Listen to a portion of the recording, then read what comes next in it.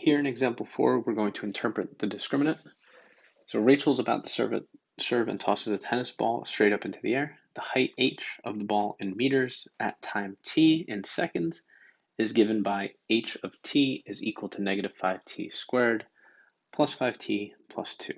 Will the ball reach a height of 4 meters? All right, so what's going on here? We're taking this tennis ball and it's being tossed in the air. So it's going to make this parabolic curve. We want to know, is it going to reach a height of 4 meters? All right, that's the question. So our function is equal to negative 5t squared plus 5t plus 2. We know we're going to use that. And we want to know, is this height ever going to reach 4 meters? So I'm going to set this equation equal to 4. Again, is the height going to be 4 meters? Now we know we're going to use the discriminant, which means it's part of the quadratic formula. However, to use the discriminant or the quadratic formula, your equation has to be set equal to 0. So what I need to do is I need to move this 4 over so that I have an equation where it is now equal to 0. And now I can use the discriminant. So I'm going to write the whole quadratic formula out.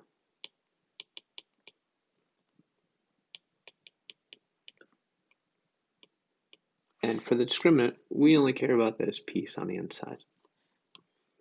So here, a is equal to negative 5, b is equal to positive 5, and c is equal to negative 2. So b squared minus 4ac. Let's plug our values in.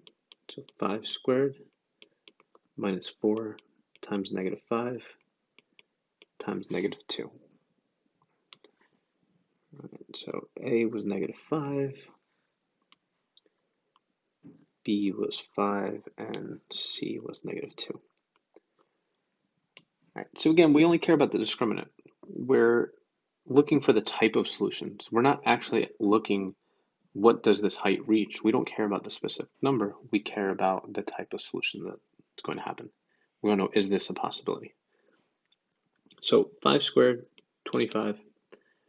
We have 3 negatives, so it's going to stay negative here. 4 times 5 would be 20. 20 times 2 would be 40. And then 25 minus 40 is negative 15. So my discriminant is negative 15. And because it's negative, remember less than 0, that tells me that I'm going to have 2 non-real roots.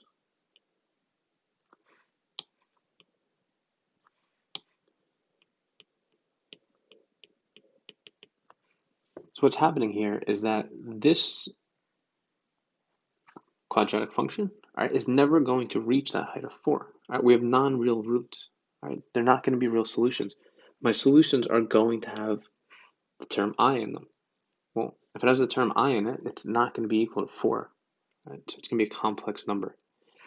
So the question, will the ball reach a height of 4 meters?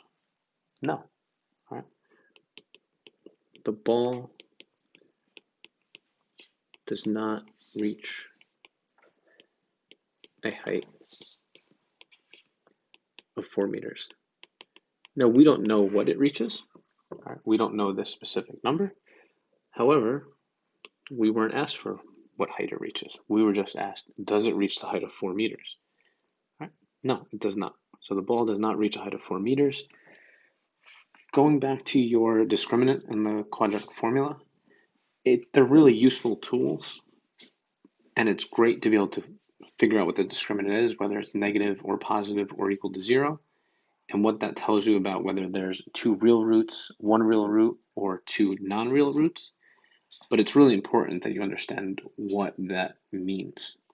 Right? Since they're non-real roots, there's not a real solution. Right? And if there's not a real solution, well, 4 is a real number. Right? Since we don't have real solutions, 4 cannot be one of our solutions. So then the ball does not reach the height of 4 meters.